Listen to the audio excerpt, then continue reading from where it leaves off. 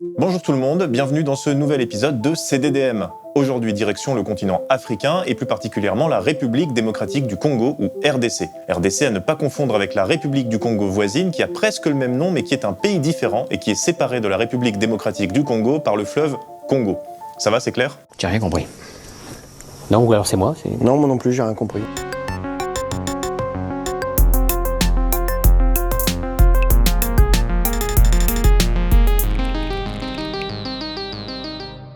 L'existence de deux Congos, c'est dû à l'histoire coloniale. La République du Congo correspond à la partie colonisée par les Français et la RDC à celle colonisée par les Belges. La capitale de la RDC, c'est Kinshasa, et le pays occupe une surface d'environ 2 350 000 km² pour à peu près 100 millions d'habitants. C'est considérable, 100 millions. Si chaque habitant de la RDC donnait 1 euro à Bernard Arnault, il serait 0,05% plus riche. C'est contraire à la logique ambiante de l'esprit, comment dirais-je, socialo-marxiste. Attendez, je suis pas sûr de la comparaison là. En tout cas, c'est un pays très peuplé et très vaste, le deuxième d'Afrique après l'Algérie. Si vous traînez un peu sur les réseaux comme moi, si vous traînez beaucoup sur les réseaux comme moi, et notamment sur TikTok, vous avez peut-être entendu parler du Congo ces derniers mois. Je vis à l'est de la RDC, évidemment que ce mois on tue. On tue, on égorge, on viole, on brise des rêves.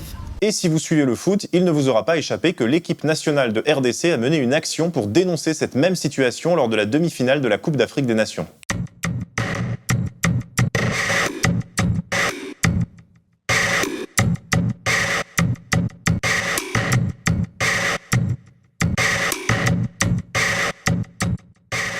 Alors, qu'est-ce que c'est que cette situation ? Pour comprendre, il faut un peu de contexte historique. Je vais essayer d'aller vite parce que c'est un format court ici. Si vous voulez des vidéos de 2 heures, allez voir les émissions de Paco Mtielman. Si vous n'aimez pas mon histoire de France, écrivez la vôtre. Pour comprendre le conflit au Congo, il faut d'abord se rendre dans une autre ex-colonie belge, le Rwanda. C'est là-bas que débute le génocide des Tutsis en 1994. Pendant 3 mois, le gouvernement hutu-rwandais a massacré et permis le massacre de 800 000 à 1 million de Tutsis sous le regard passif des Nations Unies. Les Hutus et les Tutsis, c'est 2 populations de même culture et de même langue, mais que le pouvoir colonial belge a construit comme 2 ethnies différentes. Après la fin du massacre en juillet 1994 et l'arrivée au pouvoir du Front patriotique rwandais de Paul Kagame, majoritairement Tutsis, des Hutus craignant les représailles se réfugient au Congo voisin, appelé Zaïre à l'époque. Parmi ces réfugiés, il y avait des responsables du génocide. Une fois installés dans l'est du Zaïre, des ex-génocidaires Hutus s'organisent en milices et persécutent les populations Tutsis vivant au Zaïre. Le Rwanda commence alors à armer ces Tutsis zaïrois qu'il considère comme alliés naturels, afin qu'ils puissent se défendre.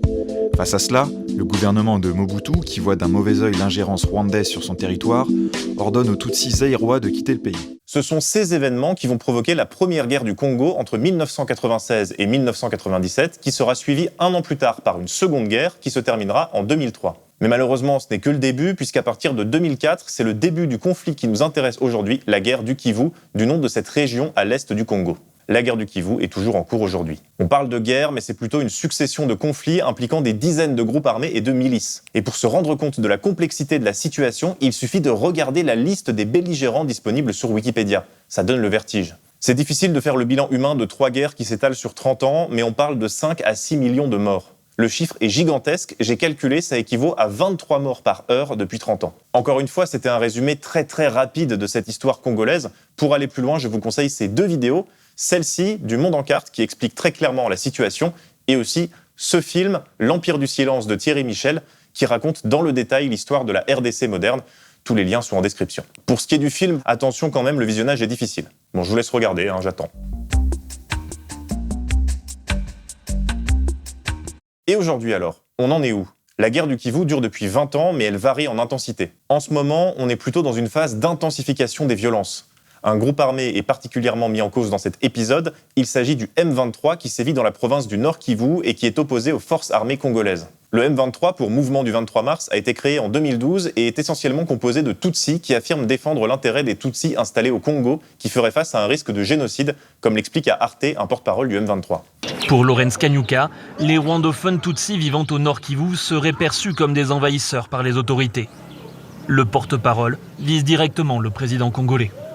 M. Tshisekedi est en train de créer un État de génocide ici chez nous. Il est en train de faire l'épuration ethnique parce que les gens qui sont aux environs de ces entités aussi parlent le Kinyarwanda et que lui considère comme étant des Rwandais, qui ne sont pas des Congolais qu'il faut éradiquer. Le M23 est surtout accusé de crimes contre les civils par le gouvernement congolais.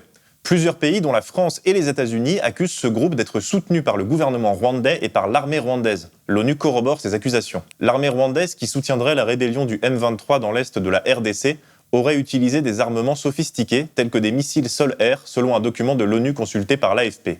Un missile sol-air présumé des forces de défense rwandaises, RDF, a visé le 7 février sans l'atteindre un drone d'observation des Nations Unies, indique ainsi ce rapport.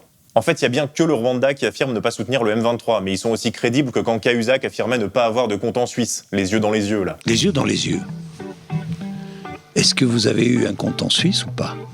Je n'ai jamais eu de compte en Suisse, Jean-Jacques Bourdin. De son côté, l'armée congolaise est assistée par d'autres groupes armés, dont les Forces démocratiques de libération du Rwanda. Alors ça, c'est un groupe issu des milices Hutus qui ont commis le génocide de 94. Conséquence de ce conflit, plusieurs millions de personnes ont besoin d'aide alimentaire et médicale, et il y a 7 millions de déplacés internes en République démocratique du Congo. Et une ville en particulier attire l'attention internationale depuis quelques semaines, Goma. Goma, c'est juste ici, c'est la capitale de la province du Nord Kivu, et la ville est située au bord du lac du même nom, tout près de la frontière rwandaise. Cette ville et ses alentours regroupent environ 1,5 million d'habitants. Et le M23 a lancé début février une offensive pour prendre le contrôle de Goma qu'il avait déjà contrôlé brièvement en 2012. C'est la seule ville de l'Est, de cette partie de l'Est qui dispose d'un bon aéroport international, disposer d'une ville avec tellement d'infrastructures, évidemment pour le M23, ça serait une grande victoire sur le plan politique pour contraindre Kinshasa, mais aussi sur le plan économique pour profiter de toutes les ressources. Depuis plusieurs années, Goma est entouré de camps de réfugiés qui accueillent aujourd'hui 600 000 personnes dans des conditions très difficiles. S'ajoutant à celles qui se trouvaient déjà dans le camp, plus de 5 000 familles s'entassent désormais, attendant les secours, la nourriture et surtout l'eau potable. Stéphane Godgeber, chef de mission de MSF Belgique, semble préoccupé alors qu'il guette l'arrivée du camion-citerne. Pour lui, toutes les conditions sont réunies pour que se déclarent des cas de choléra. On peut ajouter à la situation sanitaire le fléau de l'usage du viol comme arme de guerre qui a été systématisé par les deux camps. Comme l'écrit Bastien Massa pour Mediapart, entre janvier et octobre 2023, les équipes de MSF ont pris en charge 18 000 cas de violences sexuelles dans la province du Nord Kivu, dont 13 000 dans les seuls camps de déplacés en périphérie de Goma, la capitale régionale. Autre problème, l'augmentation des morts et des blessés parmi les civils, pris entre les tirs des multiples belligérants de ce conflit. Oui, parce qu'il n'y a pas que le M23 et l'armée congolaise. Ce serait trop simple. Comme l'écrit Coralie Pierret dans Le Monde, on croise à Goma des soldats tanzaniens et sud-africains, mais aussi des Burundais. Ils côtoient les blancs des sociétés de sécurité privées, Agemira, dirigé par le français Olivier Bazin, et Congo Protection, composé principalement de Roumains, dont certains sont des anciens de la Légion étrangère française. Officiellement, ces hommes, environ 1 millier, occupent des postes d'instructeurs étrangers de l'armée congolaise. Mais plusieurs témoignages, notamment de combattants, confirment leur implication dans les affrontements contre le M23. Dans cette situation, les habitants de Goma ont peur, évidemment, et ils dénoncent l'inaction de la communauté internationale. Il y a eu une manifestation à ce sujet le 19 février dernier.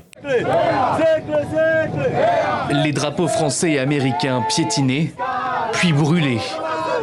Le message de ces manifestants est clair. Ils accusent ces pays de ne pas les soutenir face aux rebelles du M23. Il est temps pour les autorités congolaises de nouer des relations avec d'autres partenaires qui sont sincères et des partenaires qui ne sont pas hypocrites. La France, l'Angleterre et les États-Unis sont en train d'aider le Rwanda. Non mais vous inquiétez pas, les Occidentaux, ils ont réagi. Bon, ok, ils ont réagi avec quelques semaines de retard en faisant des communiqués. En même temps, on ne peut pas être sur tous les fronts. Ils ont aussi dû réagir en retard pour Gaza en faisant des communiqués.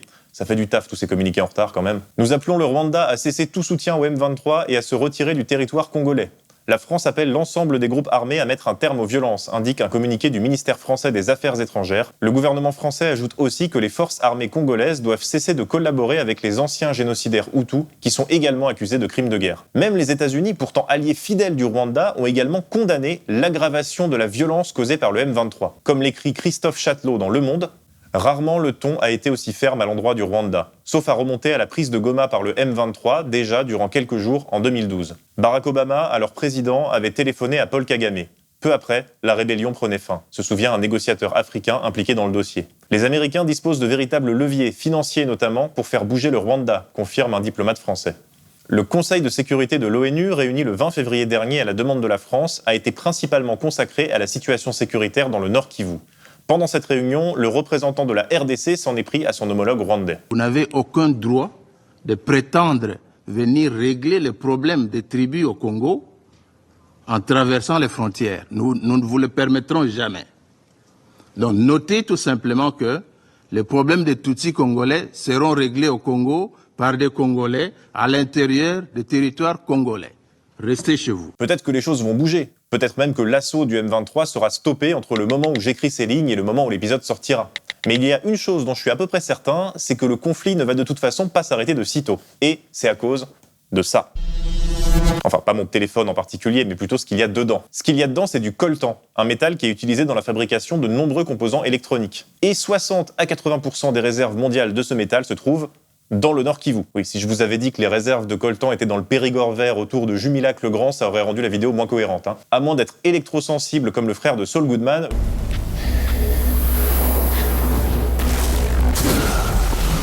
vous avez déjà probablement tenu dans vos mains des minerais issus de mines situées en RDC. Vous regardez peut-être cette vidéo sur un appareil qui contient du métal venant de RDC. Je dis métal parce que c'est pas seulement le coltan qui est en jeu. Je vous ai déjà conseillé la chaîne YouTube du Monde en carte ? Oui ? En RDC, 7 principaux minerais sont extraits du sol. Parmi eux, l'or, extrait surtout dans l'Est, dans les provinces du Haut-Uélé, d'Ituri, des Nord et Sud Kivu, du Maniema et du Tanganyika. Ensuite, le diamant, principalement extrait également dans l'Est, mais aussi dans le centre, dans les Kasaï centrales et orientales. Puis l'étain, le coltan et le tungstène, regroupés sous l'appellation des 3T, du fait de leur nom en anglais, et extraits principalement dans l'Est, mais aussi dans le Sud. Et enfin, le cuivre et le cobalt, extraits dans ce qu'on appelle la Copper Belt, la ceinture de cuivre, qui s'étend également sur une partie de la Zambie. Donc, le conflit en RDC est aussi et peut-être avant tout lié à des questions de contrôle des ressources stratégiques. Des ressources qui sont exploitées principalement de manière artisanale dans des conditions dangereuses. C'est ici qu'ils récoltent le sable minéralisé. Franchement, c'est incroyable. Ils sont à 40 mètres dans des tunnels hyper étroits. Il doit faire 35 degrés là. Ils le mettent dans des petits sacs et ensuite ils remontent ces sacs jusqu'à la surface. La question économique, c'est le nerf de la guerre. En tout cas, c'est ce qu'expliquait en novembre dernier l'historien Hamzat Boukari Yabara, invité de Histoire Crépue pour Le Média. Oui, je sais, ça fait beaucoup de vidéos à voir, mais vous en faites pas, ce sera tout dans la description. Très concrètement, se pose du côté de la RDC, comme du côté aussi du Rwanda, la question, je dirais, de l'autorité sur le terrain vis-à-vis de groupes qui parfois n'obéissent pas au cessez-le-feu parce qu'ils sont aussi dans d'autres logiques vraiment beaucoup plus économiques. Donc tant qu'on ne règle pas la question de la guerre économique, la question des ressources naturelles, également le sort des populations dans l'est de la RDC, je pense qu'on ne pourra pas réellement appréhender toute cette problématique qui se pose au niveau de cette région. C'est un cercle vicieux, parce que les ressources extraites de ces mines artisanales, elles sont vendues pour financer la guerre de groupes armés qui combattent notamment pour le contrôle de ces mines artisanales. L'armée congolaise est une institution extrêmement corrompue, et donc son incapacité vient en grande partie ou essentiellement de cette corruption, et par conséquent, les intérêts financiers de cette armée ne sont pas dans le rétablissement de la paix et de l'ordre dans cette région du Congo, puisque le fait qu'il y ait une conflictualité est alimenté par leur présence dans les mines, mais et également par les opérations militaires pour lesquelles ils sont financés largement et dont ils détournent les budgets assez largement. Si ces ressources, elles sont vendues, c'est aussi bien évidemment parce que le capitalisme est volontairement aveugle à la question de la provenance de ces matières premières. Cette guerre est passée sous silence. Pourtant, nos téléphones sonnent. Les grandes entreprises comme Microsoft, Google ou Apple achètent parce que c'est pas cher et ensuite ils vont dire qu'ils savaient pas et que c'est de la faute de leurs sous-traitants. Ils vont dire ça alors qu'ils ont déjà une plainte aux fesses depuis 2019 pour l'utilisation de cobalt exploité par des enfants. Bon, il est temps de conclure, je crois, même si j'aurais voulu dire encore bien d'autres choses. Souvent, quand on parle de la complexité d'un conflit, c'est un moyen de le balayer d'un revers de la main. C'est trop compliqué, on verra plus tard. Alors oui, c'est compliqué parce qu'il faut se plonger un peu dans l'histoire. C'est compliqué parce que les questions ethniques sont aussi instrumentalisées et provoquent des massacres. C'est compliqué parce qu'il y a une multitude d'acteurs avec des intérêts parfois très différents et qui changent de camp d'un jour à l'autre. L'Alliance des Patriotes pour un Congo libre et souverain est un groupe rebelle qui a longtemps combattu l'État. Aujourd'hui, il a retourné sa veste et combat aux côtés de l'armée congolaise qui mise désormais sur diverses milices pour tenter de venir à bout du M23.